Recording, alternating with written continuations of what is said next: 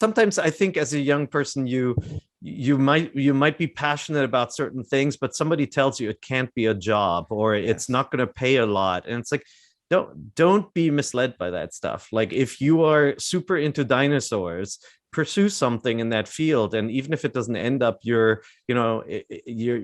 job, like everything becomes a learning experience and you discover something.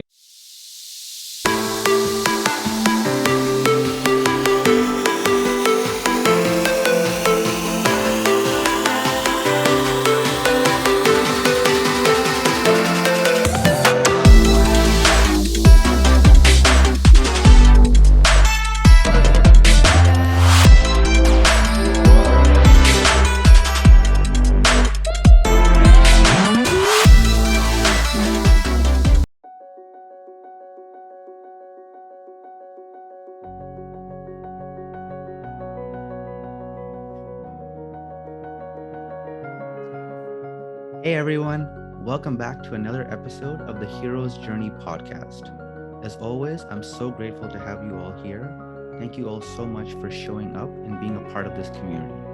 I hope that you've subscribed to our podcast so that you don't miss a single episode. Thank you all so much for all the love and support. I am so stoked for today's guest.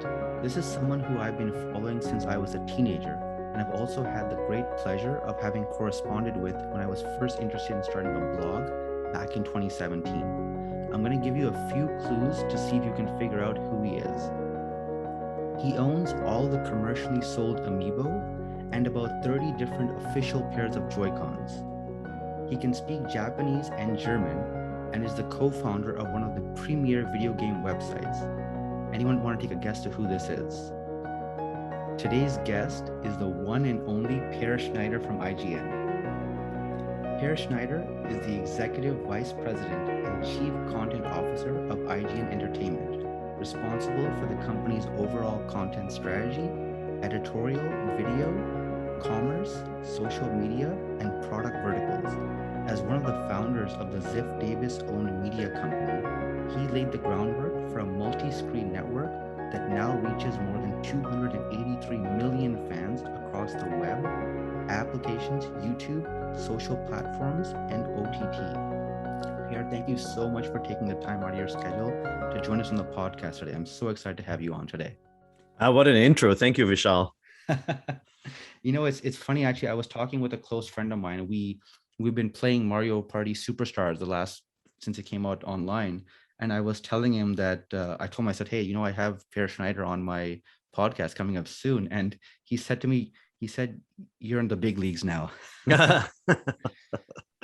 We're both, because I've actually been following IGN since I got my Nintendo 64 back in, I believe, August 97. And back then we were still in dial-up internet, but I still remember that IGN had like its set, kind of had like IGN 64, that IGN PSX, IGN DC, and each one kind of had its little color scheme. So I remember I think IGN 64 was like red, IGN PSX was like a greenish color, and then different ones. I still remember that's kind of where I don't know how I found the site, but I came across it. And I read articles that you had written. I think I remember at that time, I'm going backwards now, I think Craig Harris, Matt Casamassina, Fran Mirabella. I just remember all these names from when I was a teenager reading their articles, and I'm sure my dad was just trying to get me off the internet so he could use the phone, but I was just kind of busy reading all the different articles and kind of, I think, watching the videos on QuickTime Player. That's right. That's right. You had to download these horribly compressed 160 times 120 size QuickTime videos running at 20 frames per second, I think. Yeah, all of the names that you mentioned, I still correspond with them to today. I think one of them just texted me a second ago, but it was kind of the influencer age before YouTube. So everything was done through text and mailbags and correspondence. And, we built up a lot of fans just by responding to questions and talking with people through text. Yeah. It was such a wonderful, I sometimes actually just miss that time. It was a simpler time. There's more options and things now, but I kind of miss that time. But I still remember that from in those, my preteen, early teen years, kind of, that was my thing. You kind of went to school, you came back, and you went on IGN.com. Yeah. That was kind of wasn't reading too much. That was kind of like my reading. You'd kind of come and you would read that. That's And great. I remember a few years back in 2017, I had wanted to start a blog, and I was just looking for, people to reach out to as I was starting that journey. And I remember I reached out to you, and one of my earliest blogs back in August 2017 was an article about some of the advice you had given me. And I kind of wanted to just read a snippet of that for the audience, because there was some really interesting themes that I noticed kind of came out of that. So Mm-hmm. I'm going to sift through here. And you had said at the time that knowing that there are people who value the content you provide and that it helps them in some way is enough motivation to make sure that you're creating and sharing content with your viewers. Before that, it's as simple as having the discipline to publish something. Start by creating something at least once a week. For example, on YouTube, there is a requirement for editing, capturing, recording, etc., but that's a good goal to aim for. You want to create quality content in a relatively timely manner. So that was the advice you'd give me back then. And the themes that kind of stuck out for me were two things.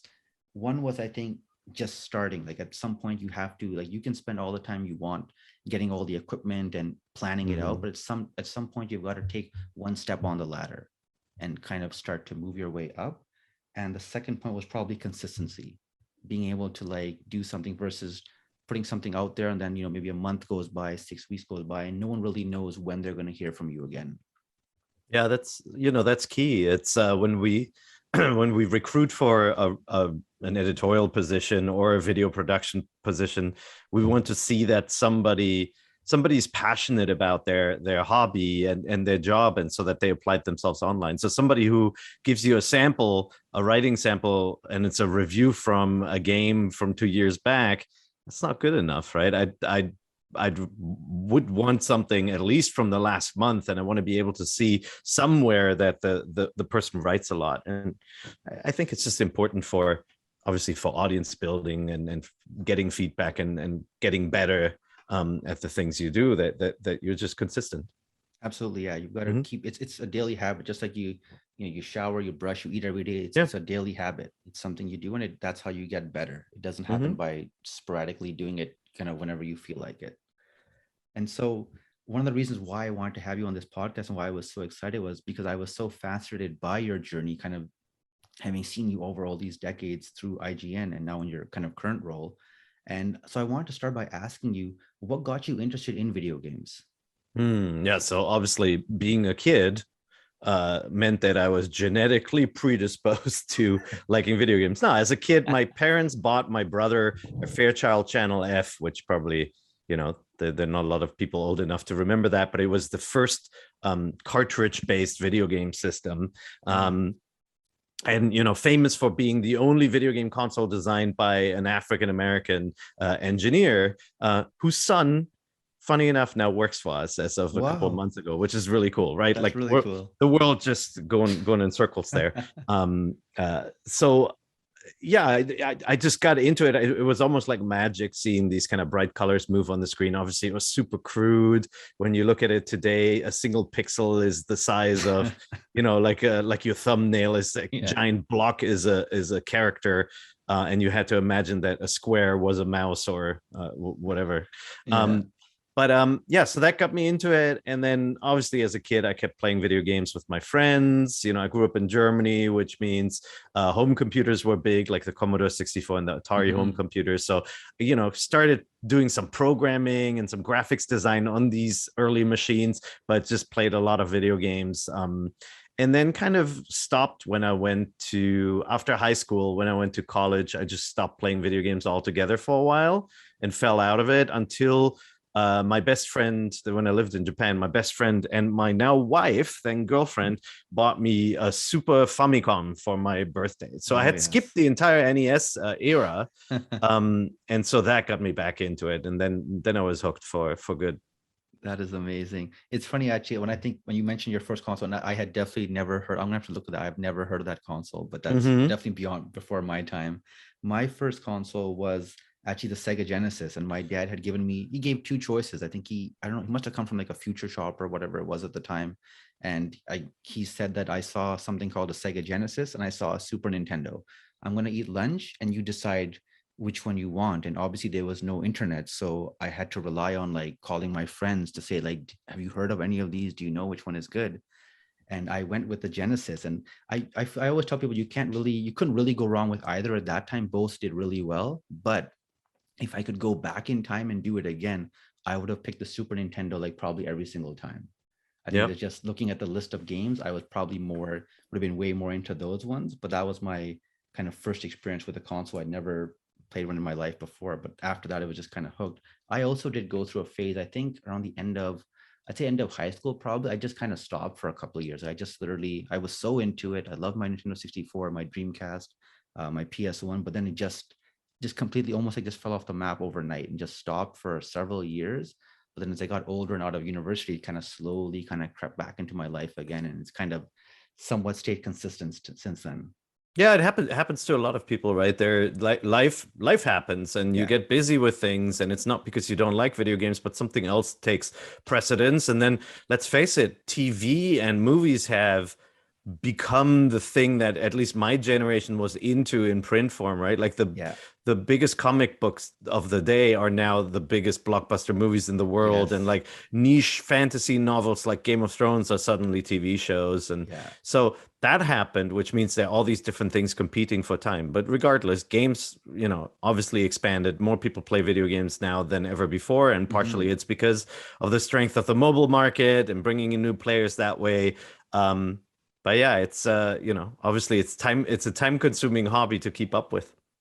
It is, yeah, it is. And that's why I tell my friends, like, when I play with my friends online, the Switch one is great for me because it's like you play a couple of boards, let's say whether you're doing a Mario Party thing or you're playing Mario Golf, Hmm. whatever it is, and you can kind of put it away. You're not sometimes, let's say, stuck in like a longer game where it requires a little bit more time. And if you're stretched for time, then you can't just play like a longer campaign game for 20 minutes. You barely make any progress. So I like the kind of games where you can kind of play them for a bit, then you can kind of come back. And then when I have more solo time, I can play like the deeper campaign games. So it's nice to have that balance across. Yep. So when you were in high school, did you know that you wanted to do something related to video games, or did you have other interests at the time that you were interested in pursuing? No, I mean, like even when I was a teen, I started programming basic and some assembler. I was just really bad at it, and I was always really bad at math too.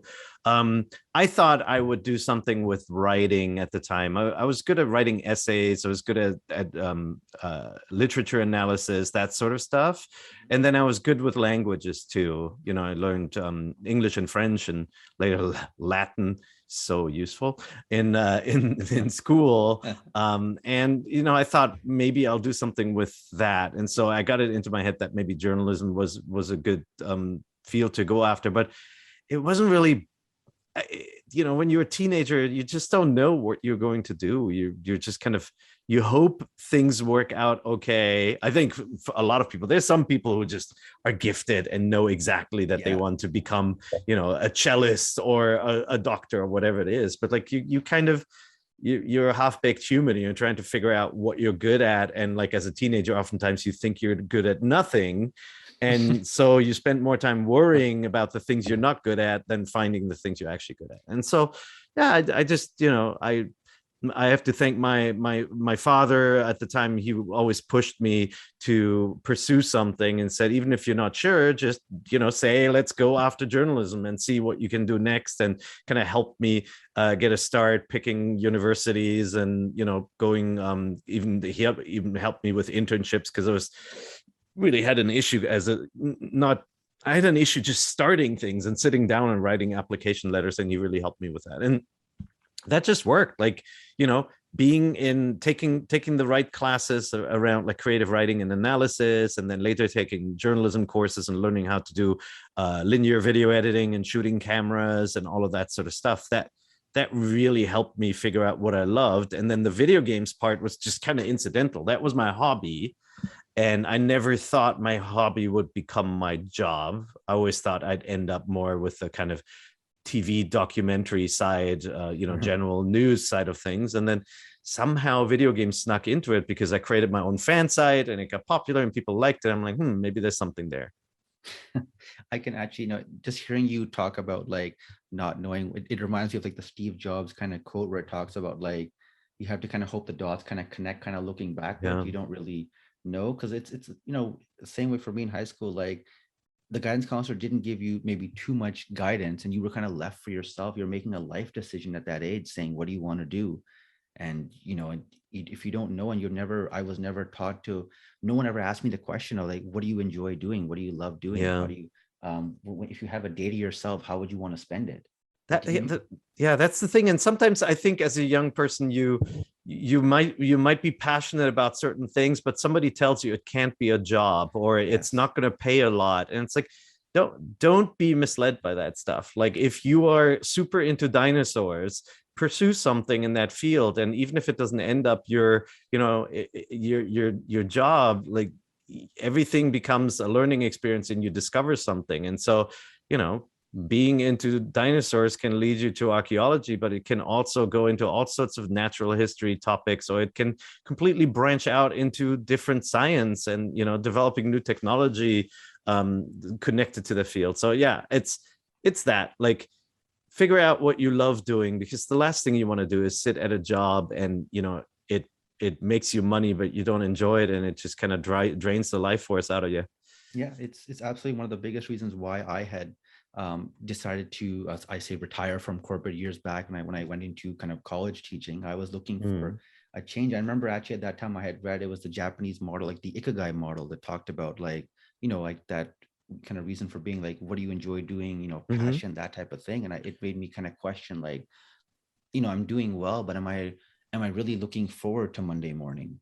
Am I Yeah. excited? Am I really excited for Friday evening to just Yeah. enjoy 2 days and then back at it again? It didn't seem to make a lot of sense. So I think it's more of a, yeah, like I think a lot of people seem to sometimes try to tell you what you can or can't do, and you have to try to drown out that noise and try to focus in on what it is that you want and Yeah. what's going And to make you happy. just to be clear, sometimes you just don't know what you just don't know what you're good at, and maybe you're not sure what you're interested in, and you're kind of, there's this phase when you're like 15, 16, 17, where you might, right now you might just be into video games and only video games. And so, does that mean that you're going to be a game designer?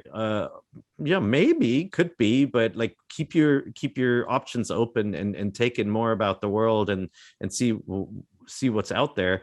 And then I'd say, it's part of the whole game is, certainly your talent and your interests, but there's also the motivation and the courage to start something and just do something. And you got to force yourself, right? Like I got my job not because I waited for somebody to post a job.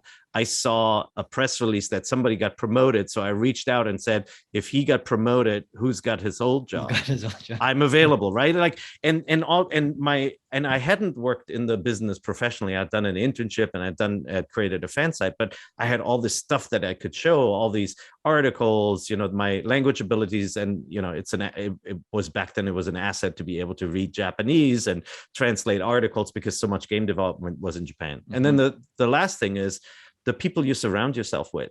And Yes.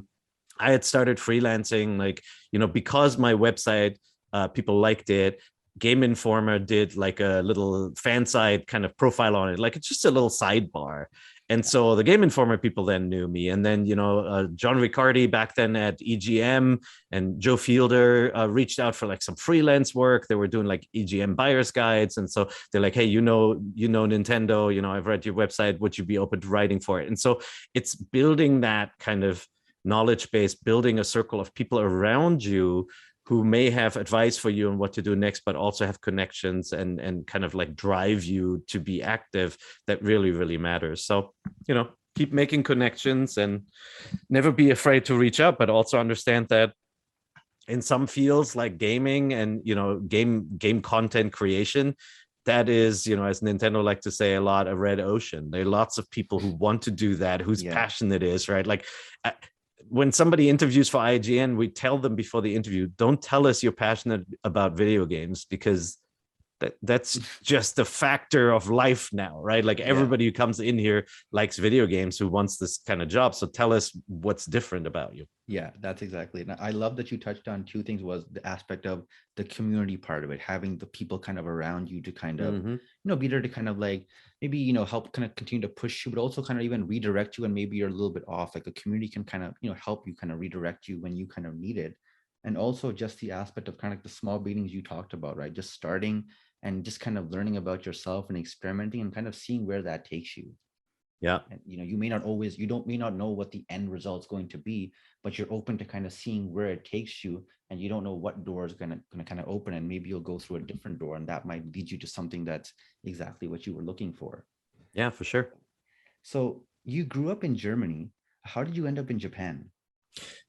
Oh, okay. Well, yeah, I grew up in a small town in Germany. Actually, I was born in Cologne, but then lived in the Netherrhine region, where all that Riesling comes from. Actually, that's a little bit farther, but like that area close to Holland in Western Germany. And my dad, who had worked in Germany in the kind of gas industry for the longest time, like oxygen, all that stuff. He got an offer to go to Japan to be an expat and start a new company in Japan, a joint venture. And I was still in high school at the time. And so he said to his company, look, I mean, I'm tied down here, still have a son. I'm the third of three boys. And my brothers had already graduated and moved on to college and stuff. So he said, like, I still have a son here. And the company came back and said, well, you can bring him, and we'll subsidize his studies in Japan. That's a really cool offer. And so I had the ability to go to Japan with my parents. They actually went first, and I still graduated in Germany. I stayed with a friend for the time, and then moved to Japan, and went to college there. And then in the meantime, my parents, after 2 years, I think they moved back to Germany after starting the company there and setting everything up. And I stayed in Japan and lived there on my own and did the full 4-year BA. Now, the key is obviously, when I was 17, I didn't know anything about Japan. Honestly, like we take for granted now that we know a lot more about Japan because Japanese games are ingrained in our culture. Yes, anime and manga are known, and even Hollywood adapts them now into mainstream movies, right? And so we know a lot more about Japan and other Asian nations than we did back then. Like as teens, we just didn't pay attention. Like I knew Seven Samurai, the movie, which eventually became my favorite movie of all time, but like that was it. And like even sushi wasn't really well known in Japan. You had to go to like fancy places like Düsseldorf to even have it. Like there was no sushi restaurant or Japanese restaurant in your town. There are lots of Chinese restaurants. And so I was like, I didn't know what to expect at all, and I almost went in blind. I didn't know the language. The college that I went to, you could study in English, right? It was founded by Jesuits in the 1800s. So it's called Sophia University. And so then I had to get good enough at English to be able to do that. I had to take like the TOEFL test and the SAT test and all of that stuff and really study up. And so I was very, very busy, but I honestly went in almost blind. And when I arrived in Tokyo, it was a bit of a culture shock, but I loved it. It was so different. And so, so strange. And at the same time, like you felt like you were in a real life Blade Runner movie. And it was just, I instantly loved it and loved the culture. And it seemed difficult to figure out in the beginning. And then I think over time, I kind of figured it out. That's a fascinating story. Well, never done figuring it out, of course, but I'm married to my wife's half Japanese. So, obviously. That's such an amazing story. And then, so from there, you came back to Germany for a few years, I think, to study, as I was looking up on you. And then you went to Berkeley in California to study journalism. Yeah, I went back to Germany in between.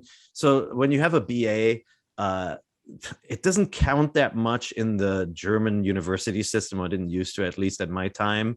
And so you're kind of like, I was thinking about going to a German university, but almost like my BA wasn't worth anything and it would be like starting over. So I thought, okay, could I go to grad school then overseas somewhere where, it is a natural progression? And there was this 1-year gap. I applied to UC Berkeley Grad School of Journalism, got accepted, but there was this 1-year gap. So I went to Germany, and also my college visa had run out. So I had to go out of the country. Anyway, so I went back to Germany. Took a couple of months, just studied in Bonn at the university there. just to kind of fill the gap. It didn't really count for anything towards my degree or anything. And I also I did some internships. I did an internship with the German version of Nintendo Power. It was called Nintendo Fun Vision. It was the official Nintendo magazine in Germany, even in Groß Ostheim in Frankfurt, where Nintendo was headquartered. And I did an internship with Der Spiegel, which is a German news magazine, for the documentary division. So I kind of filled the gap with a lot of things that would prep me for university life. That's amazing. It's funny you just mentioning like the magazines and things like that. I'm just thinking back to that time, kind of when, the early days of before the kind of internet, when I think about the gaming fixes and how I got my content, I remember there was a show I used to watch. It was called, I think, Video and Arcade Top 10. And it was just a show where like they'd bring kids on to play games. You'd have like an audience. And I think I tried, for the life of me, I tried so hard to get on that show. That's I great. tried everything I could to get on there, whatever they're saying, like mail us this, do that. You'd watch them like, how do I get on this show? Because then if you got on the main floor show, you actually did potentially get a prize. So I was just, looking, how do I get onto this show? And then in terms of getting my game fix, I pretty much was, I would say, semi-addicted to all the magazines. So the Game Pros, I think I had like a Game Fan magazine. Nintendo Power I didn't have, but I knew about it. Electronic Gaming Monthly, like all those different ones. And, my parents were not big fans of this little addiction I had. So they weren't exactly giving me, loose money or change to go and get it. So I'd have to kind of like, hoard it myself slowly. One day you go to a mall and say, okay, I'm just going to go for a little walk. And I'd go into the convenience store and kind of get a magazine and kind of hide it in my jacket pocket and take it home, because it was the only way I could do it. And that's that's kind of where I got my like, magazine kind of gaming fix from back then, before the internet. So when I rattled off that I did this thing and did that thing, it sounds like it was easy. I wrote to so many magazines and TV stations in Germany to get an internship, and I got, like it was snail mail. You sent actual letters, and I just got. I got turned down over and over and over and over. And like with Der Spiegel, I think I lucked out. I was at the right moment at the right time, and maybe my background helped a little bit. Having been overseas might have been interesting to somebody there. But the Nintendo Fun Vision one was interesting because I remember they were looking for the kind of intern that organizes the game library and gets them coffee. And so when I applied to it, the editor-in-chief, Oliver Gubba, wrote back to me and said, you're way overqualified for this thing. Are you sure? And I said, yeah, I want to do it. He's like, well, it doesn't pay a lot. And I'm like, it's not about that, right? Like, I want the experience of working in a magazine. Nobody had ever told me to edit something down into a smaller paragraph, so yeah, it was. I spent a lot of time applying to publications, and then with the Nintendo publication, I just had the background for it, and they really loved that I was able to translate Japanese and all that. So that really worked. What's really fascinating, and I had a different guest on a couple episodes ago, and he works in the tech space, and he kind of mentioned the same thing you did. Like back in the day, he's a freelance consultant.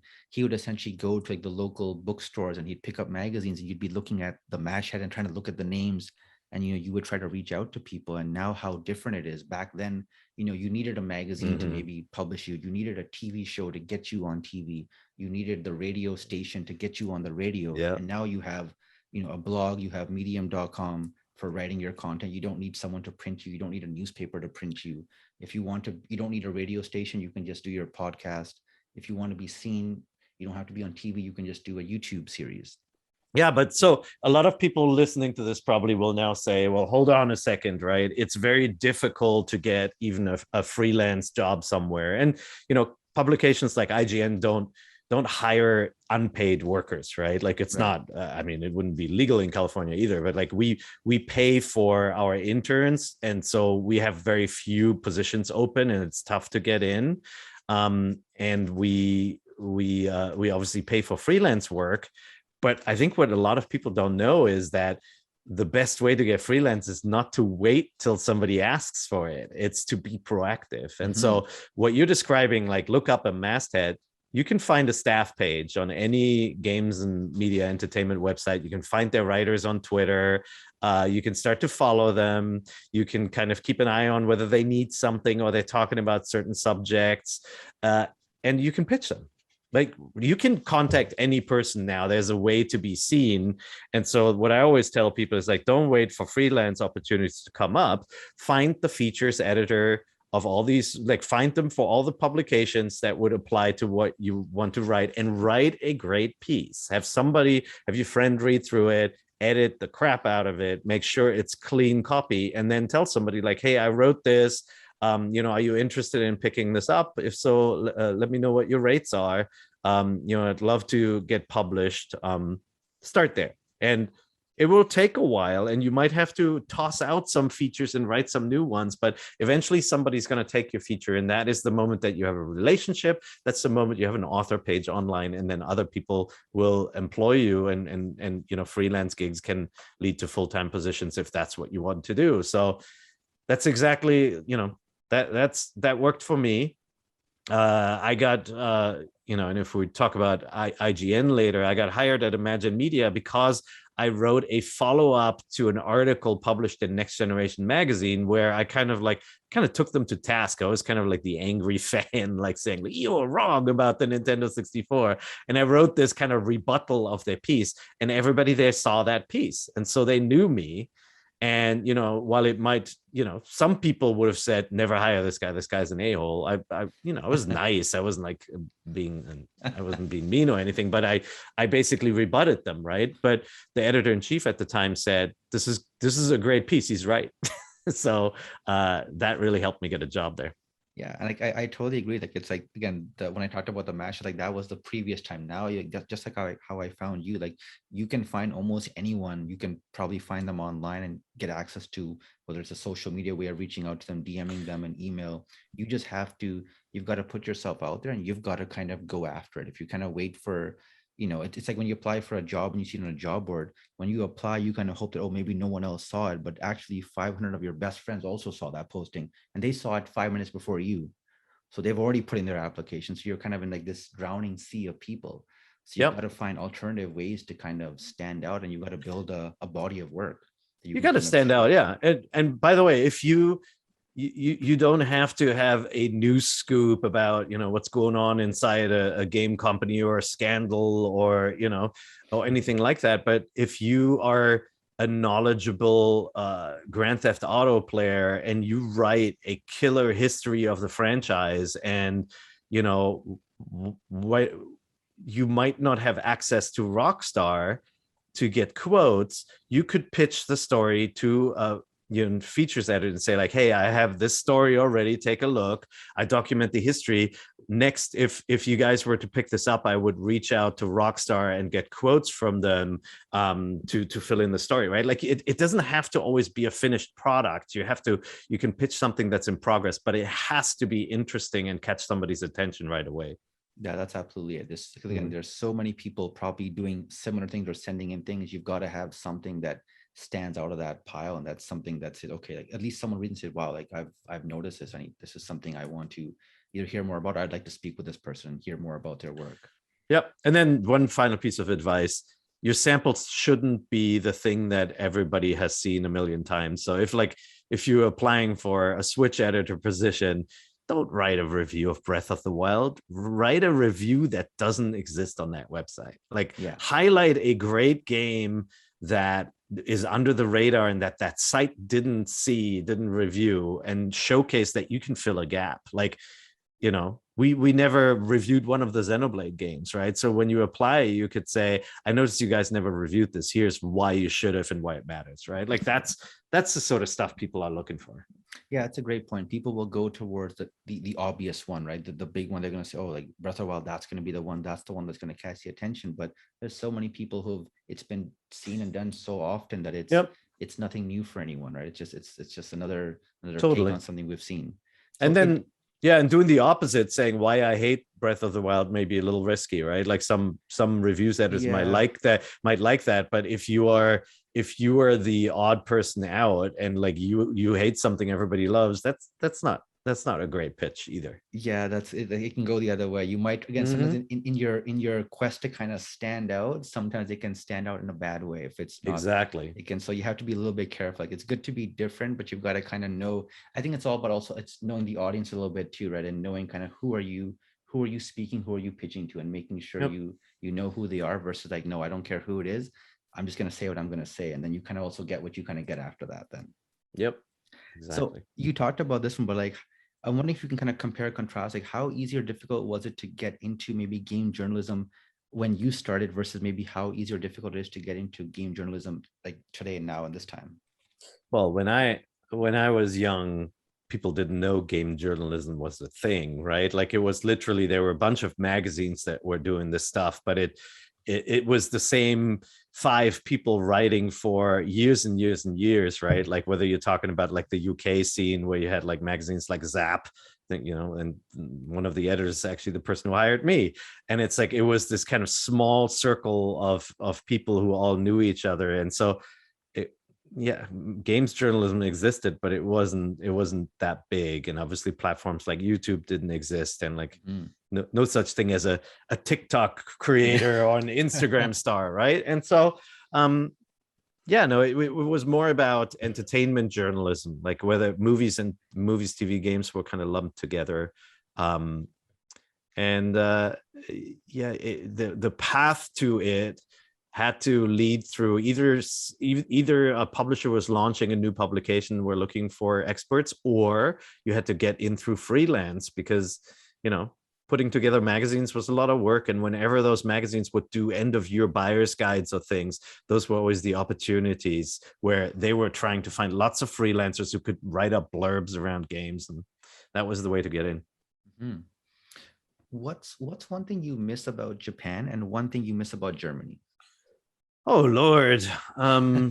Well, Japan, it's just the atmosphere of living there was just so unique, and it is just such a different place. And obviously I lived in Tokyo. I've been to other places. I've been to more rural places like Miyazaki down south, where my wife was born, and it's kind of got this small town like My Neighbor Totoro kind of feel to it.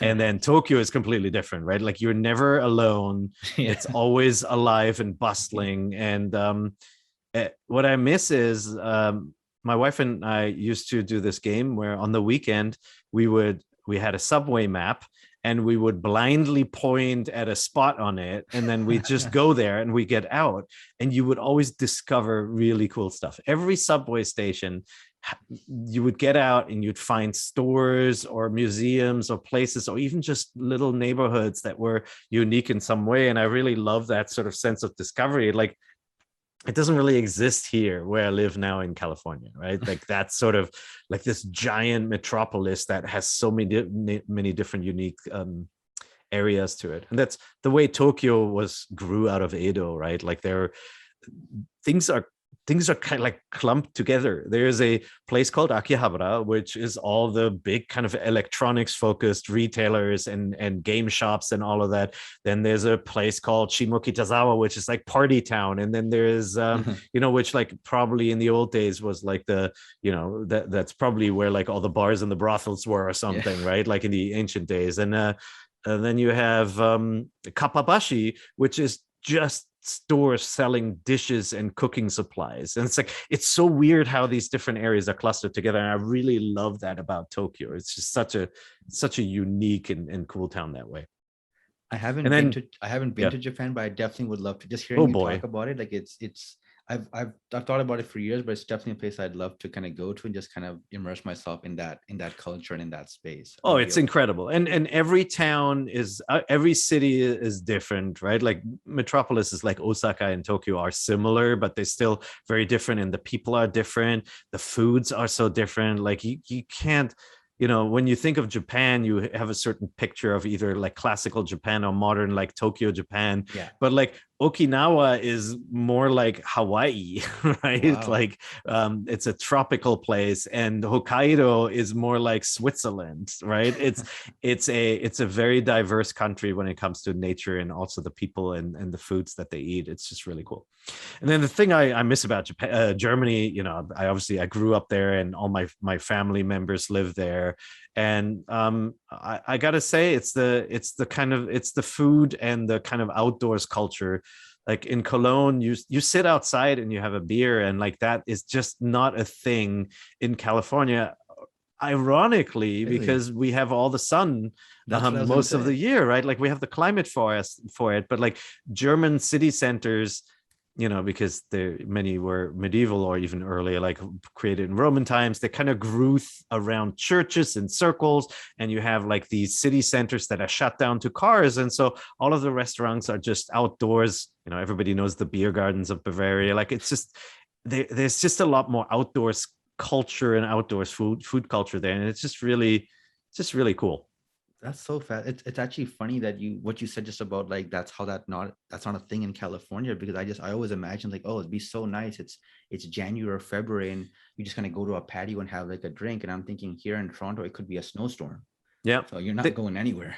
there are more places like that, but it's like the cities didn't grow around the kind of festival plazas and beer gardens and stuff, right? Like it's restaurants in San Francisco, you can sit outside, and especially that happened with COVID now, right? Many of them build outdoors areas, but it's like they're taking over the sidewalk, and it's like at the edge of a street, and you're sitting there and cars are going by. It's just not the same, not right? The feel. Yeah, the feel is it's a little bit off. Like it feels like you're so like just one step from a car kind of going right over you or something. No, exactly. And that's not to say that doesn't exist in the US. There are lots of places where it's a cool where you can sit outside, and like and even beer gardens are being created here, but it's like there's just something to the city center that is shut down to traffic that's just really cool. Yeah, I mean the Bay Area is another area that's definitely on my list of places to see. Like it's just that whole area as well. It's a different type of place.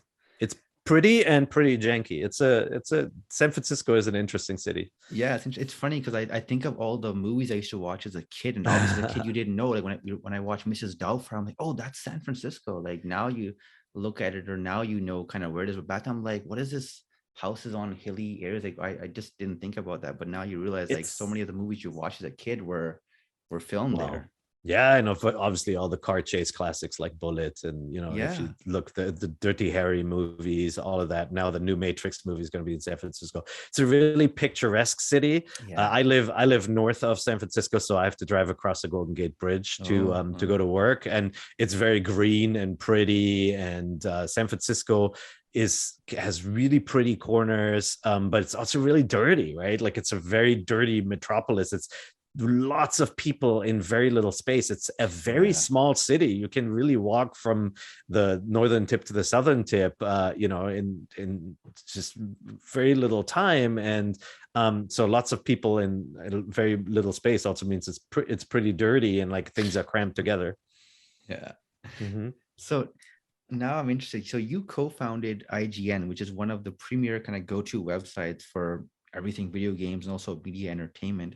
How did the idea for IGN come about? Like, what were those early beginnings kind of like? Gotcha. Yeah. So I'm a co-founder of the company. The company was founded in 1999. So what happened there is that we spun out a bunch of web properties out of a print publisher. So the idea for that was, the internet was becoming a competitor to the print market and the television market. And some smart people at Imagine Media, the publishing company that we worked at, said, shouldn't we spin out a company just dedicated to the internet and online publications? And they brought in a new CEO named Mark Jung to run it. And so I was part of that, was one of the co-founders of that, and creating the concept of an internet-only company. And I was the lead editorial and content guy on that. And like that company changed over time. It went from being a multi-brand company that had a bunch of websites. It had an NFL website. It had one for helping students study, and it had IGN as this kind of this games and entertainment hub. And over time it changed, and we concentrated only on IGN, and then the company's name became IGN Entertainment. So that was in 1999. But I joined the print publisher before that, and so they had already started the pieces that would eventually become IGN. They called it the Imagine Games Network, which at the time was more kind of an affiliate network. Any website could be part of it, and they would sell their ads for them, almost like a YouTube creators, kind of like an MCN, like an ad rep network. And so one of the sites as part of that was back then was called n64.com. Doug Perry was running it. I was hired as the editor, and I said, like, Doug Perry got promoted to a different position. So I said, who's going to take that role? So I took that role, became the editor of n64.com. And then obviously we changed it to IGN 64 because Nintendo had the trademark for N64. Yeah. Which they didn't call the Nintendo 64 N64 when it launched. And so after time, they're like, oh man, everybody calls it that. Let's get this URL back from Imagine Media. And that's why we changed it to IGN 64. So yep. I think, and correct me if I'm wrong, was the original one, was it supposed to be called Ultra 64? Was that the name that they were going to call it? And then they that was the name of the Project Reality Ultra 64. And then there was arcade hardware called Ultra 64 too. So they were going to call it the Nintendo Ultra 64, and then they changed the name. And some people say it was because it was kind of hard to say in Japanese. Urutora was kind of tough to say and didn't roll off the tongue, as well as, just calling it Nintendo. Yeah. What were some of the early challenges you faced when IGN was kind of starting out, and kind of how did you deal with that? Well, your website in the world of magazines. So when we called gaming companies, so there's Matt and I on n64.com, when we called gaming companies, they just didn't take us seriously. Like, we'd ask for comment on something and they would say, they just wouldn't give us the time of day. And like the PR people, I love PR people, but it felt like back in those days, their job was more to the job was to not facilitate anything. It was almost like they were entirely blockers, which is silly, right? Because they're tasked with obviously promoting their products and making sure they sell, but it didn't feel like that. It felt like they were just there to tell us no. And so it was just really hard to get information. So we worked around that. We basically said, Matt and I said, when there's a press release announcing something, it means we failed. And so we worked really hard at building relationships with developers, with people in the know, to break the stories and find out about projects before the publishers would announce them. So, it was by necessity, because we didn't get the exclusives that a magazine would. Yeah. And we obviously had some magazines in the building, right? Next Generation magazine was part of Imagine Media. Ultra Game Players was. And so those guys would get invited to go to Lucas Arts to see a new Star Wars game, and we wouldn't. And so we know about it through them. And so then we had to push really hard to get access. Get in there. No, I can imagine that those times were difficult with that transition and building those relationships and just that trust over time, and kind of slowly kind of building it up over time. That's why I was so fascinated to kind of hear, like, well, what were people just think, oh, you started the website and then things just take off, but it doesn't always work that way. Yeah, no, it was a lot of work. And also we kind of compensated for the lack of access by just kind of letting our personality shine. And that just basically meant listening to people, hearing and publishing their stories. And by people, I mean gamers, not the people making the games, and responding to their questions. And one key was always that people asked us questions where we couldn't possibly know the answer, but they just wanted to be able to ask the question and be heard.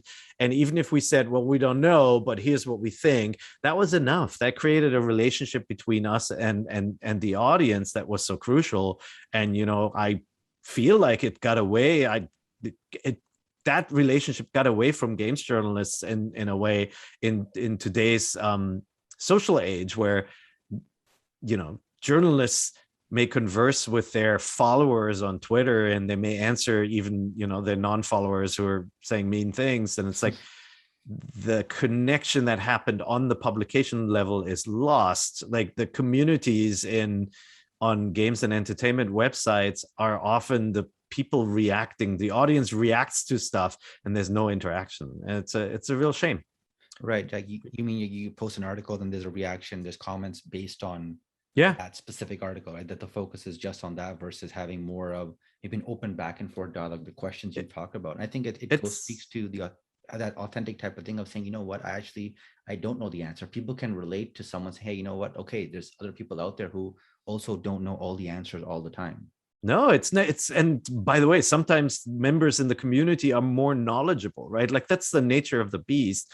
Like I knew more about Japanese N64 games than the N64 official magazines because I lived over there and I played them. Yeah. And and so it's really important to realize that a community is many faces and many voices. They don't always know how to give criticism or communicate with you in a positive way. And that's obviously an issue too.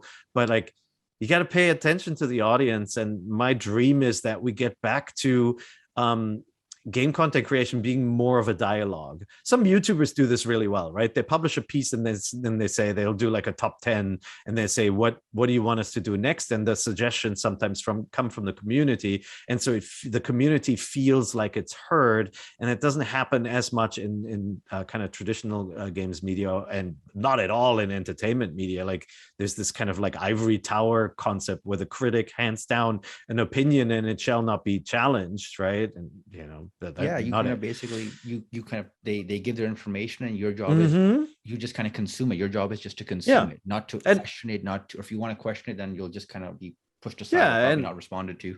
And so sometimes the audience reacts by giving, you see this all the time. It's like critics gave this movie 90% on Rotten Tomatoes and the fans are mad. And so now it's going to have 30% user score. And it's like, it's so silly, but that is the audience trying to give a response saying, I disagree with you on this movie. Sometimes it's not informed, right? It's an audience doing this before they've seen something, but oftentimes it is informed, right? Like where there is a difference in opinion.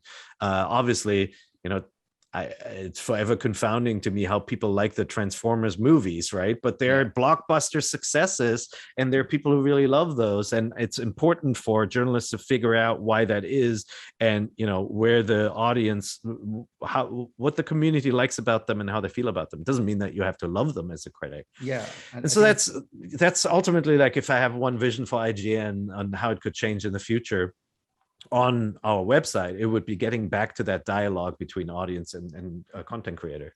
Yeah, and I remember also, like, when I was watching some of the previous ones for NVC, like there were these ones where people could make small little videos and they could ask a question or comment, and you'd kind of play them and you'd have a discussion around that, right? So you had that kind of engagement going with the audience. Yeah, we tried that. There was a tool set called Yappa, and ultimately, unfortunately, it is a big hurdle for people to want to show their face on camera and submit something. And so it was just a lot of work to get that content and integrate it. And that's why we stopped. But I liked the idea. It was kind of like somebody calling in rather than us reading an email. But the truth is, most people are more comfortable with sending you a question than recording it themselves. I think that's what it is. It's probably more on their side. But I love that you were trying to, I could see what you guys were trying to do with trying to build the engagement. And I also know in the past you've had, obviously we're talking about for all the COVID stuff, you'd have these open sessions where, like, you'd have thing where fans were actually with you guys live at the studio, at the IGN offices, or things like that. You'd have like these type of things, right? And it helps build the community. And I think it also speaks to that people do want to have a voice. It's not necessarily that they're saying you have to take what I say and do something with it, but they want the chance to be heard. Like, someone heard what I had to say. It doesn't mean that they may necessarily agree with it, but just they want that voice to kind of be heard. And I think that does mean a lot to people in the community. No, you're absolutely right. And that is ultimately the challenge, though, is that people generalize on I don't want to even say both sides, but like on the kind of creator and consumer level, right? There are consumers who generalize about what game journalists do and what they know and what their skills are and all of that.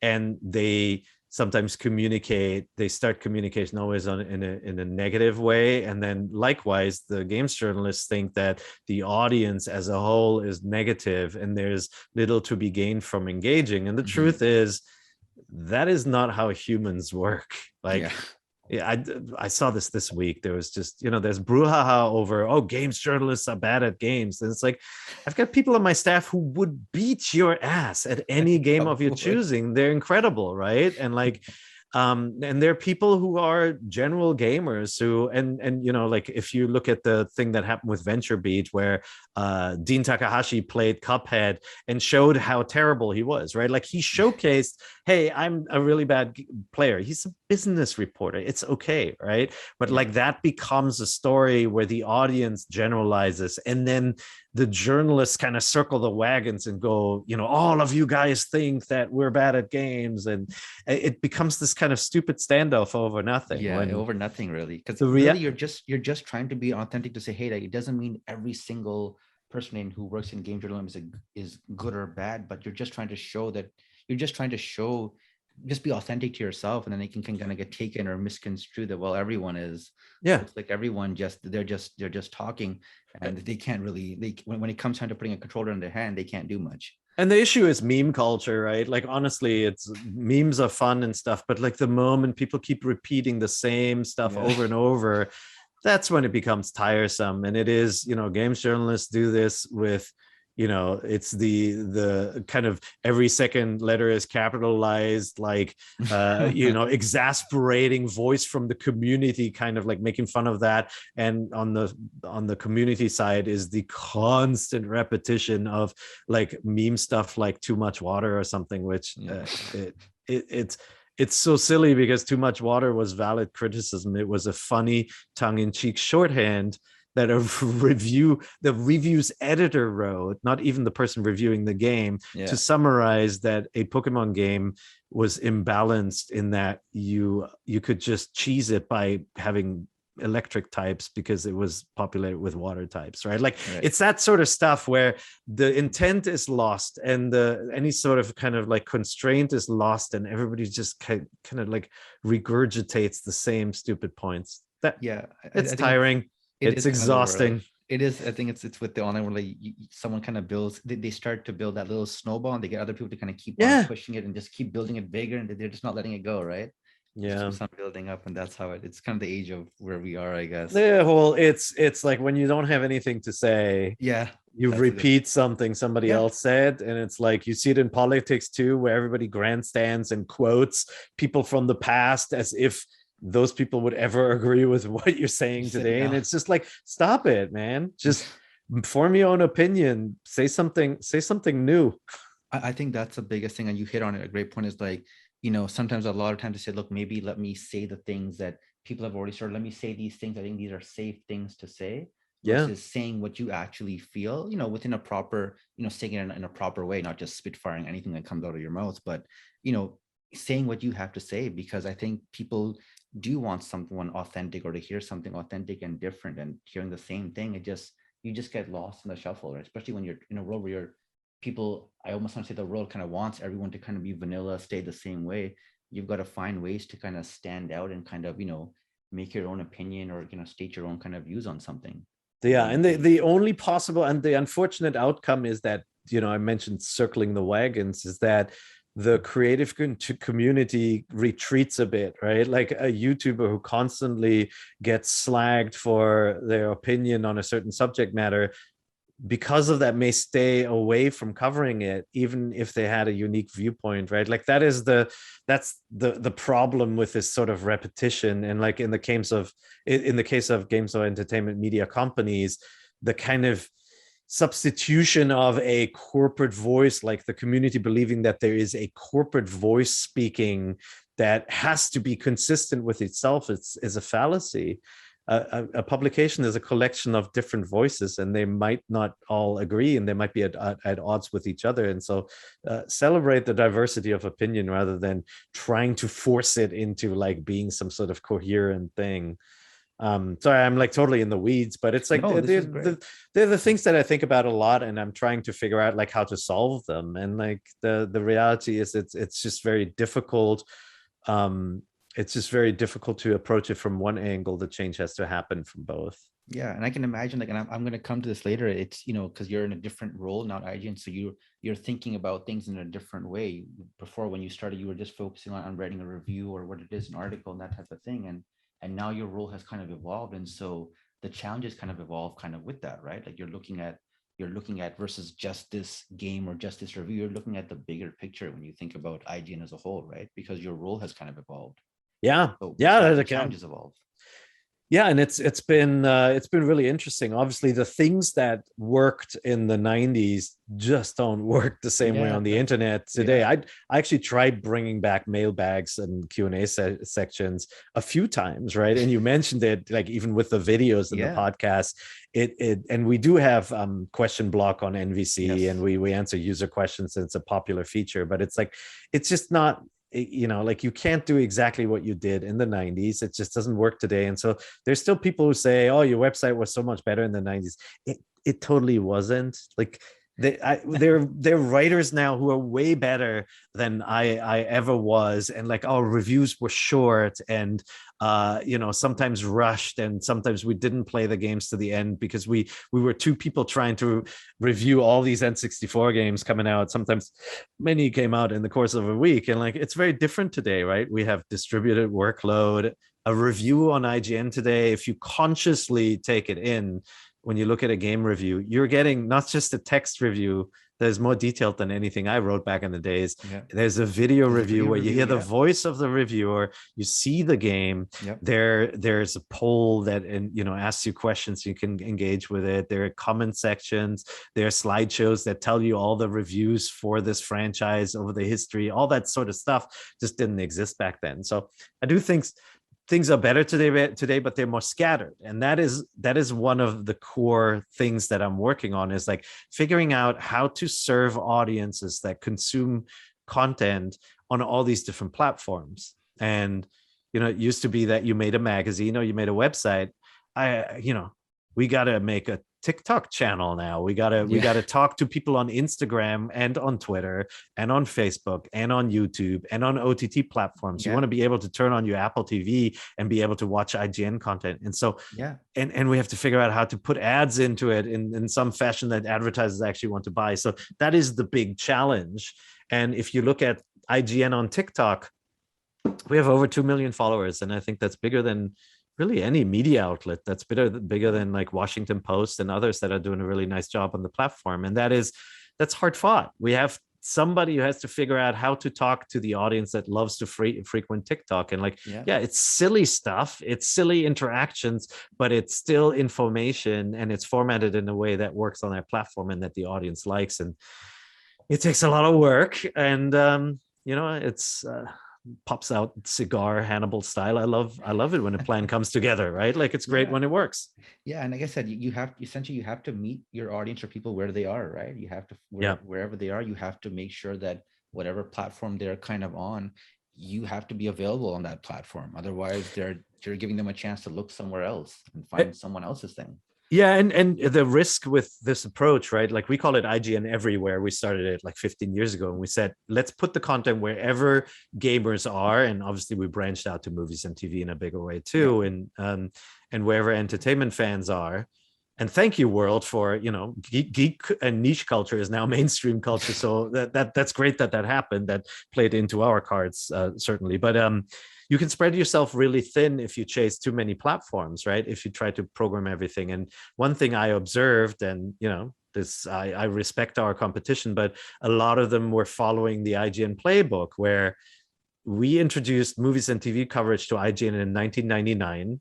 And back then, a lot of competitors said, well, look, IGN only gets its traffic because it also covers movies. And like, we were still predominantly games back then. Mm-hmm. And now every single one of our competitors covers entertainment. Like, every competitor has a movie section or a movies YouTube channel on the side and all of that.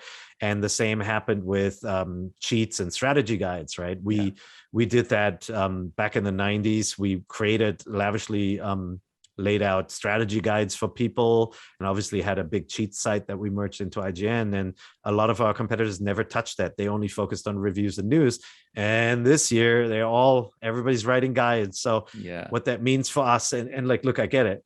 It means that over time they may either have success or they're spreading themselves thin with it. And like, if they're trying to program, TikTok and Twitter and Snapchat and YouTube the same way, I lament that it erodes some of what made those publications interesting, at least to me. And I worry that we always all look the same, and that as a whole, things can get a little bit more shallow.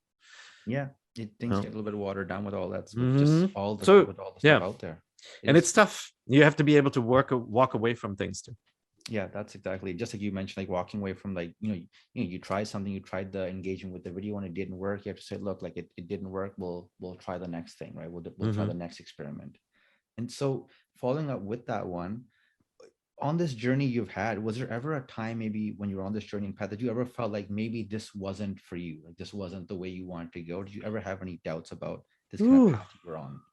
Yeah, I mean, the early 2000s, the internet economy crashed, right? That was the big .com crash, and advertisers stopped advertising online. And I was worried. I thought, maybe our publication is not going to make it, and our company was laying off people by the dozens back then, because advertisers only spent money on TV and print again. They went back to what they knew. And didn't like the banner ad anymore. So that was worrisome. And so I thought at the time, hey, maybe I want to go into being more on the PR side for a game publisher, or I want to go into either another industry or maybe into game development, that sort of thing. But that was mostly a necessity born out of the fact that maybe these businesses wouldn't be around, the opportunities to write about games wouldn't be around. It wasn't that I lost my passion or anything like that. So it's been pretty steady. I love what I do. I love the space, and I love the challenge of it constantly changing and trying to figure out whether these new platforms, we should program them or ignore them. Right. Yeah, it's absolutely, like I said, it's with the, as time's kind of evolved, the different challenges, you get a chance to you have a new opportunity to kind of, look into a new space and see, like, how can we, do this now, or how could this integrate with that? And it's a very fascinating space. And this question I have is, and this is a tough one to answer, but I'm still going to ask because there might be many, but what would you say has been your greatest accomplishment to date? Whoa, what do you greatest feel like, accomplishment, most proud of? Like, what do you feel most I mean, look, I think the greatest accomplishment, I think, is that we built editorial processes that help play to people's strengths, and mean that the things that we had to do in the early days, where we had to pull all-nighters constantly, and we always felt like we owed it to our audience to just write one more story, and we just never got home at a decent time. I think we were able to address this. We were able to set up systems that mean people have a better work-life balance, and ultimately are happier and have a more fulfilled life, while still contributing great stuff for the audience and to the business. I think it's a tough thing. It's a tough thing to do. But I think we did that. And then I would say the other thing is just, look, IGN is still around after 25 years. And lots of publications fell by the wayside. And sometimes it's bad luck. Sometimes it's not being able to adjust to what the market wants. And I'm really proud that we had the courage to do things even though they didn't pay dividends immediately. So, for example, we started publishing content to YouTube before you could make money on YouTube. There was no program for you to sell ads. And because we said, hey, the audience is into our content, is already uploading it on their own, why don't we do it ourselves? And so people will watch videos there, and yes, maybe it will impact the views on our website, which it obviously has, right? We had almost 200 million views on our main YouTube channel last month, and that takes a toll of how many videos people watch on your website or your app. because YouTube is so darn convenient. But like we said, ultimately it means more people get to see your content and you figure out monetization later. And I'm really proud that we took that stance and that our bosses were able to let us pursue those things and not just focus on the dollar. I love that. And you mentioned two things that kind of stood out. Was one was you talked about first was, you know, the work-life balance, which is, you know, the strength is, you know, your people that work with you. Like that's the strength of, you know, a community, company, and organization. And how do you kind of, you know, make sure that they're, you know, they're taken care of, right? So making sure that you balance that. The strength is, you know, your people. And the second was you mentioned kind of sticking with it. So even if something didn't really work out the first time, or it's not really working out exactly as planned, you know, keeping it going versus just, okay, let's just pull the plug right away. Like, let's not, you know, giving it a chance to kind of get its footing, or a chance to kind of grow or succeed over time. Yeah, that experimentation is core to our success, right? And it's something that, you know, and it's just something that it's tough to do when you're struggling, and, you know, when you're, you know, the finances aren't working out. But we experimented even when we didn't have a lot of money to experiment with. And we're not a startup. We're not a company that gets millions of bucks thrown at it to try something different, try something new. I have a million ideas I'd love to do and pursue, but I can't. And so I have to pick and choose and try some things. And so over the years, we've done that. We've, you know, with my IGN, we built something that was a kind of a social network into IGN, and it was popular for its time. We didn't have the engineering resources to keep growing it and supporting it. And so it failed, and we had to make the tough decision to shut it down. And so you learn a lot from it, but you also don't give up. And so we're taking some of the tools that we used to have in my IGN, like a game tracker. Yeah. And we're gonna try again. Yeah. And, you know, you kind of segued right into my next question. This is more of a personal type of one, but it's something that I think sometimes we don't get to hear enough about. And maybe, you know, if you can tell us about a time that maybe where you personally kind of failed or struggled, and how you dealt with that. Because I find that a lot of times especially with this whole social media one, we only typically see like that 10th time where someone kind of made it, or you see them kind of walking the red carpet. You don't see the 8-9 times before where they kind of struggled, were failing, and were trying to figure it out. You only kind of see the last kind of final frame where everything kind of worked out okay. Yeah, look, I mean, I can tell you one thing. I was so frustrated that people kept going to quicktime.com, Apple's trailers hub, to watch trailers. Right? Like I always wanted to establish IGN as a trailer destination where people go and see a movie trailer, and they know, like, build this kind of expectation that if you want to watch it, IGN has it. And like, it was so hard because of Google and search engines, right? It's very difficult, even when you build a good thing, for people to discover it. And you just have to trust that quality, or, you know, hustle and speed eventually win out. But like, those are the frustrating times where you spend a lot of time and you build something good, but you're not getting the visitors, because the visitors can't find it. It's not like in the magazine days where you make an awesome cover story and people walk into a supermarket and see your magazine, right? Like, people go to Google and search for something, and Google decides whether the people will discover you. And even though the intent is to let them discover good things, a lot of content farms win out, right? Like, like we have a website called How Long to Beat that tells you how long it takes to beat a video game, and it's great information. But when you type in how long to beat Final Fantasy X or something, you get all these robo websites that take the data from how long to beat and write 5 sentences about it, and they get discovered first. And that is one of the challenges with tool sets and data nowadays. Is even if you create a website that has the most up-to-date and awesome release dates for games, it won't work, because Google will take that data and just display it to the audience, and you'll never get a visitor. And so those are the times that I am incredibly discouraged. Like, we launched a series of documentaries called IGN Inside Stories, and some of them are getting good traffic now. They're a couple 100,000 views on them, but they're very expensive to create.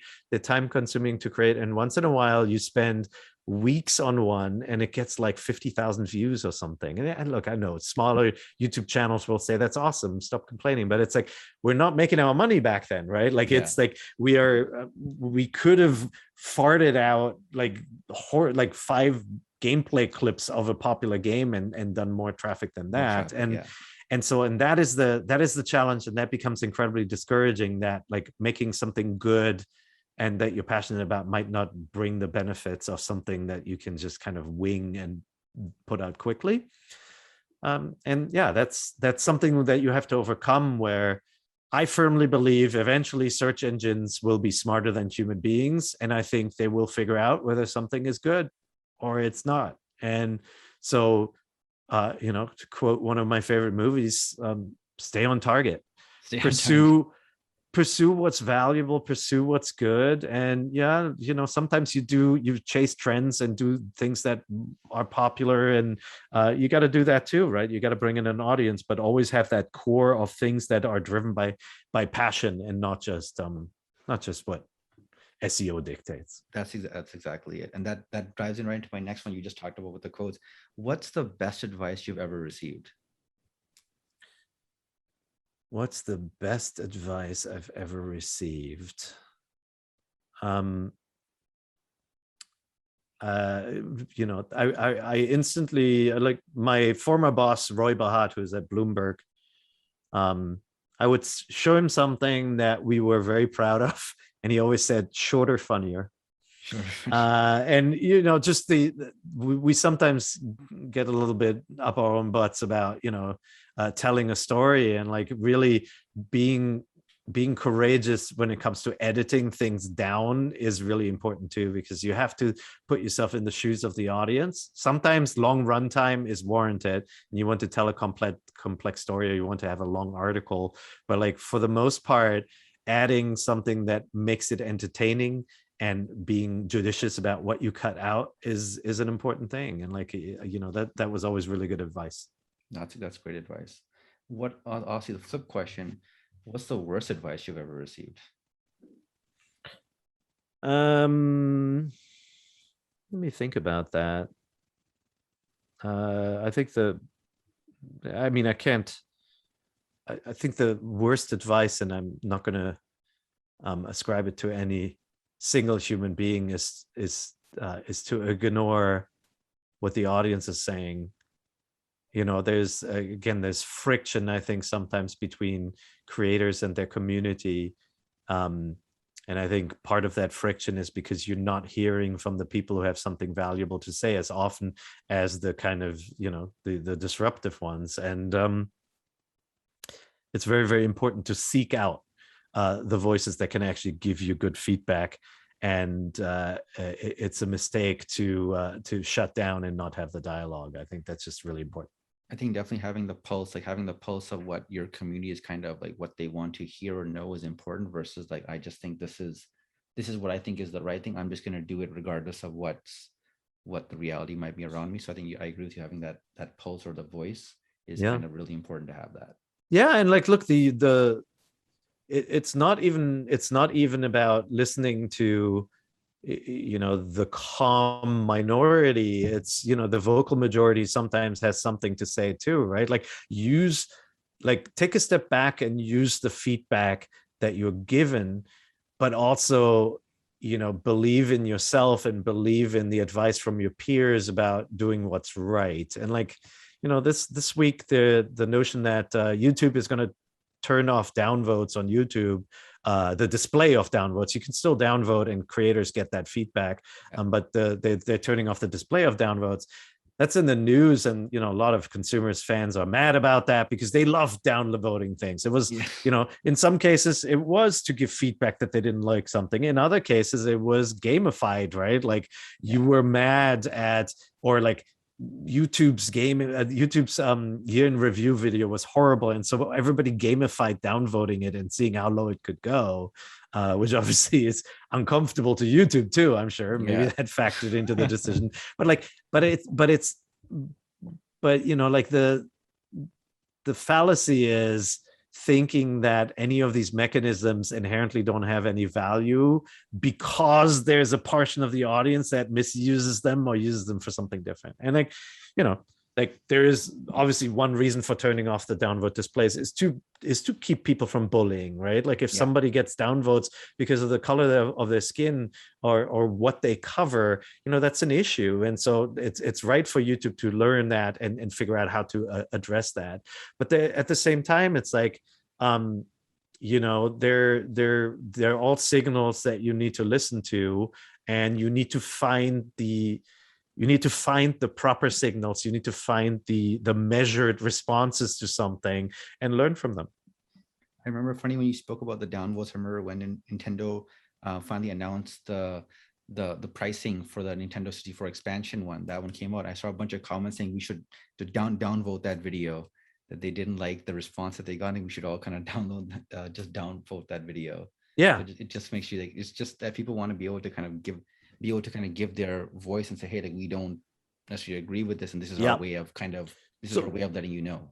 And here's how I feel about downvotes. And like, you know, IGN, we run a very big YouTube channel with more than 16 million subs, right? And some more. Like we have Cinefix, which is like a 3 million sub channel.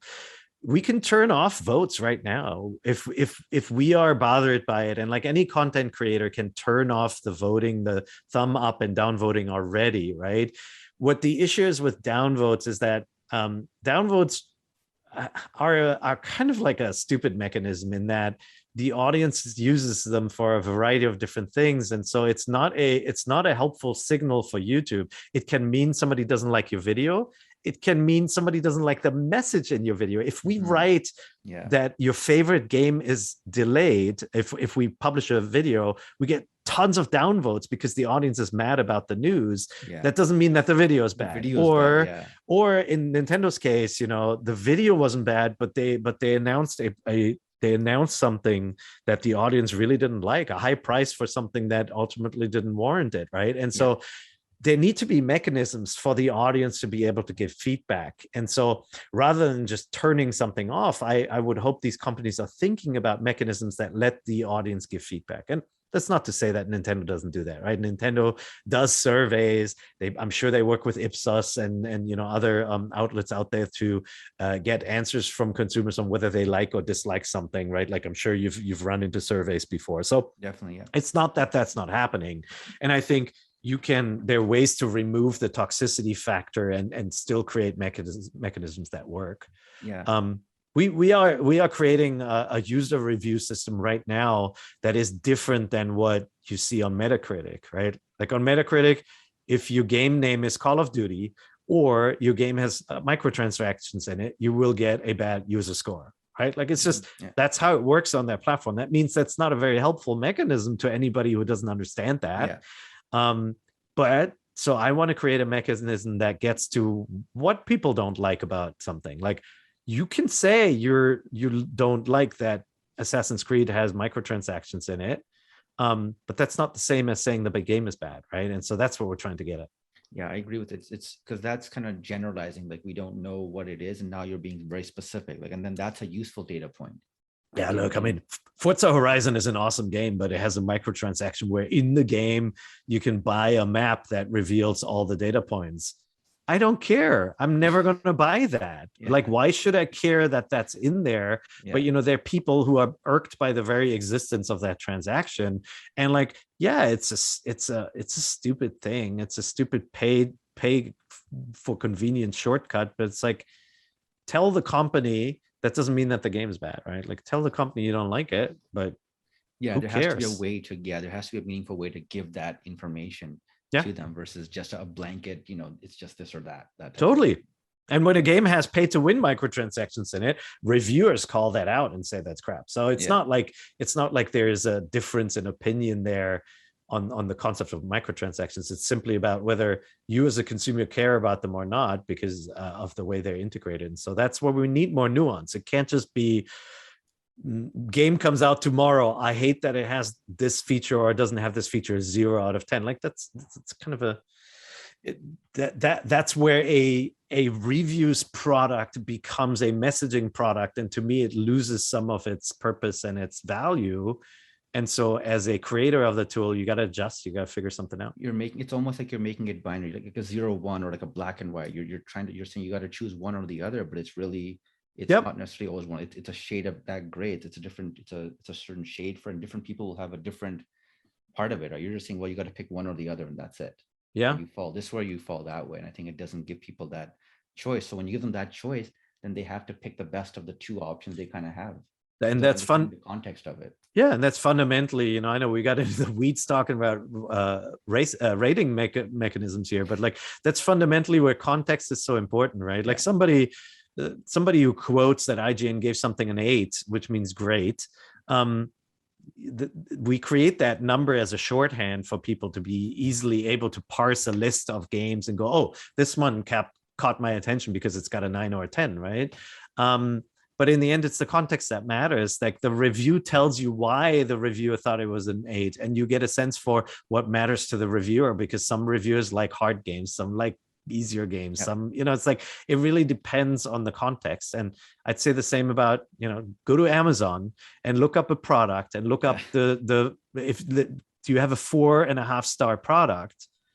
It matters if that's based on 2 ratings or 2,000. Yes. And it matters if the company that makes the product supplied the product to the reviewers as well, right? Like as you drill down, you're like, thank you for furnishing this product for review. Like that is meaningful. That's a meaningful signal to me. I'm going to take that review with a grain of salt because somebody got something, a personal reward for free, right? So that all of that stuff matters. And I think mechanisms on the internet have to get better to expose that. Absolutely. And it's so funny, guys, as I'm looking through these, you're kind of segueing right into questions I want to ask you, because we talked about some of the challenges that you face as you go from when you started at IGN up until your more, executive management roles.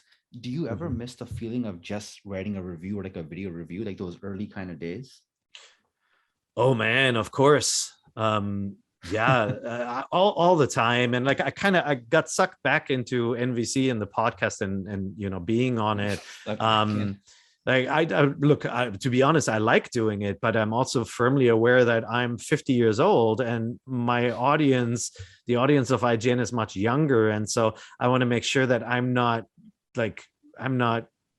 in the limelight here, and like make sure that people hear from their peers who they may have more in common with. And obviously there are gamers who are 50 years old and who think my advice is valuable, but like I would love to review some games. I love I love Fire Emblem, I love games like Forza Horizon, I love racers and open world games, but at the same time I just kind of got to remind myself that there is it matters to who your messenger is, and we got to make sure that we have a younger, more diverse audience on camera and providing the content. I think one of your other favorite ones, I think Advance Wars is one of your favorite too, I think, if I remember correctly. I could be wrong. Advance Wars. I love Advance Wars. I'm actually playing Famicom Wars right now. If you're a subscriber to Nintendo's online network, even the base one. I'm the base one, yeah. If you create yourself a Japanese Switch account and then you can download the Famicom collection, you can actually get a different set of games. And the original Advance Wars, which was called Famicom Wars, is part of it. And it's really janky. It's like, the scrolling is like it like scrolls one giant block at a time, and it just isn't as slick as the games. The AI is really stupid compared to today. Sure. And like, but it's just really fun going back and seeing where these games come from. And like, I love Advance Wars, and I was mad at Nintendo for abandoning that franchise for a long time. At least now they're doing a remake, and they hired a competent team to do it. I'm hoping that eventually we will get a proper Switch Wars, and we'll see. Yeah, I've heard you on NBC talk about that. That's why when I heard you not mention it, let me just double check and mention that one. And it's funny you mentioned the old games. I talk with my friends a lot, and we see our own future kids. They will just never know or appreciate some of these older games. Like they're just like, once if their eye happens to see like the PlayStation 9 or 10 or whatever it is that's out at the time, like I just think like, how am I going to get them to like play Super Mario World? Like, are they going to be able to like play it for more than 5 minutes? They'll just never know, right? Because they're going to look at it graphically and just kind of make a judgment that, well, what is this? What am I looking at? Right. But Yep. that feeling of the game design and just the music and the world, like I feel like that will, it's hard to get like the younger kids. And when you mentioned like getting kind of sucked in, I personally, and this is not a bias, I actually personally love each time you're on NVC, because just the perspective you kind of give, I've never found it to be like, oh, I'm listening to someone who's a little bit older, like it's a little bit past like that time for me. I've never actually felt that way. So I found it fascinating that you kind of mentioned, like I've never actually felt like that. I actually find it interesting when you're on there, just because the camaraderie with the group, it just fits so well. And I understand how busy you are, so you can't always kind of make it to each one, but I've actually always enjoyed seeing you on NBC actually. No, thank you. And a lot of people say that, obviously, and are happy I'm on. And I have some experience with games that maybe other cast members don't have. And so I love being on it. And I'll do it as long as there's an audience that wants to hear from me. No, but it's also important that, like games media used to be, a bunch of white dudes in their 20s, right? Like that's what IGN was. And like the audience out there is way more diverse. And so the content creators should be more too, right? Like the games I like and the games that I know stuff about are influenced by my history and being who I am, growing up in Germany and being in Japan. And so I'm always amazed at hearing different experiences from different people and different backgrounds. And so that's what I'm saying. It's important to get new blood in there and get new voices in there as well. And yeah, in the end, everything's richer for it. Absolutely. And so as we wind down here, last few questions, knowing what you know now, if you could go back, what advice would you give your 20-year self, like younger 20-year-old self, if you could, knowing kind of what you know now? Well, I mean, obviously I would tell myself what stock to invest in, always. Like, have we not learned anything from Biff? No, I think I'd give myself the advice to invest in more tools and mechanisms in the creation of product that builds virtuous cycles of users coming back more and more. And then just to explain that, right? Like it used to be that people went to websites because that they kind of gave them this well-rounded viewpoint on the subject matter that they were into, right? Like take a CNN or, if you will, a Fox News or something, right? Like it's a website that has breaking news and you can watch videos and you can watch discussions and all of that. And so over time, consumer behavior has changed where people don't go to those websites as often to watch stuff, right? Like they'll watch Fox News personalities on TV and they watch CNN videos on YouTube or on their linear programming. And so the websites almost now are becoming a place to go to read something and get a quick headline. And even then you get a quicker headline on Twitter from them, right? And so the advice I would have given to myself is to start figuring out a purpose for websites. Like, why does the future need websites, and how can you defend the diversity of voice and experience so that the future isn't just a bunch of big guns determining how we learn about the news and the world? Because that's what it is, right? Like, Google determines what results you find. And so there could be really cool stuff out there and you'll never know, because in order to discover it on the internet, you have to use a search engine. That's exactly and Google favors, let's be honest, Google favors Google, right? Like you'll get a YouTube video before you get anything else. And so Facebook, right? Like there's a certain type of content that works on Facebook and that influences the way content company put together their content. Like you want a viral video, you want something, like look at the videos Facebook recommends to you, they're all the same. And that's a shame. Not that I don't like some of these platforms. Like TikTok is really fun and YouTube is awesome. That's TV for the internet, right? Like all of these platforms are great, but it's like they're about people consume content from about 3 outlets nowadays, and one of them could be Netflix, one is YouTube, and one is Facebook, right? And so that is a problem, and it kind of it drives content into a certain direction. And I think I would go back in time and tell myself, create some experiences that are different from traditional magazine websites to do something unique, so that it's not just a couple of very big corporations driving everybody like a herd of cattle to create certain types of content. That's great advice. So usually at the end of each episode, I mentioned little kind of final 5 rapid fire questions. So these are very quick, kind of fast answer ones. So let's start with favorite piece of Nintendo memorabilia. I have a Super Mario 64 box signed by Shigeru Miyamoto. Yes. Whoa. Okay, wow. Yeah. Okay, I'm very happy with that one. That is something to hold on to like forever and forever. Yeah.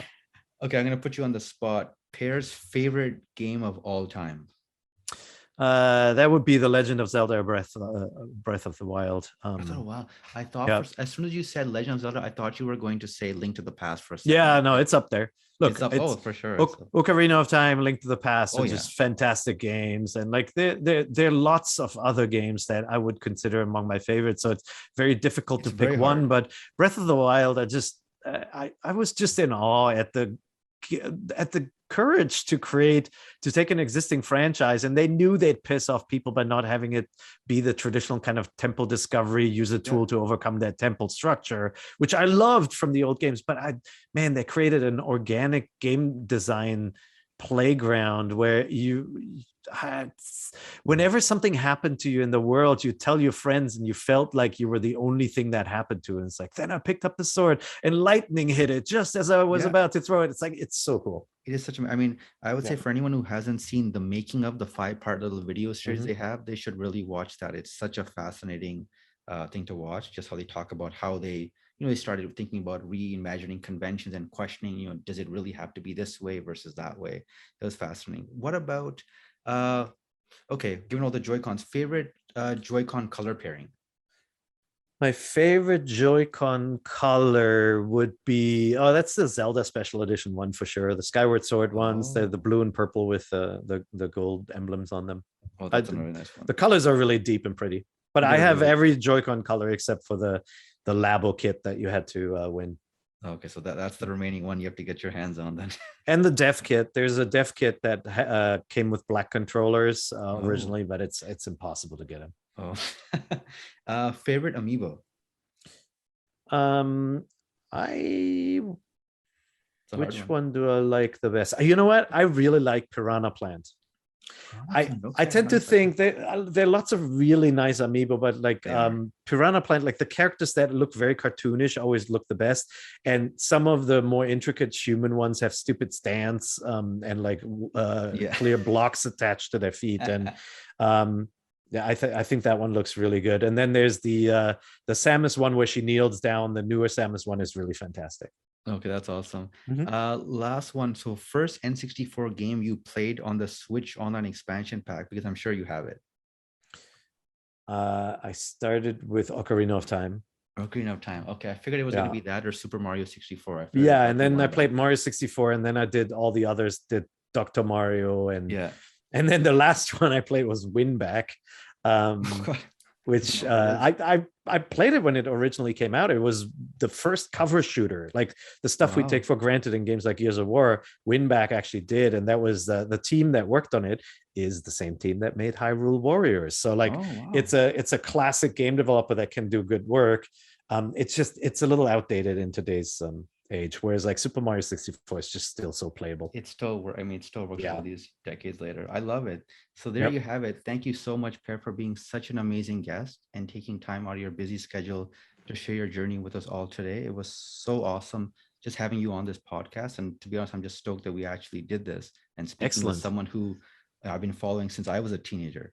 I hope you've all enjoyed today's episode, and that today's talk has again shown how important it is to share your journeys with each other. When we get a chance to hear someone's journey from beginning to end, we realize that their story and journey isn't necessarily all that different from our own, and that gives us the hope and belief to start our own journey.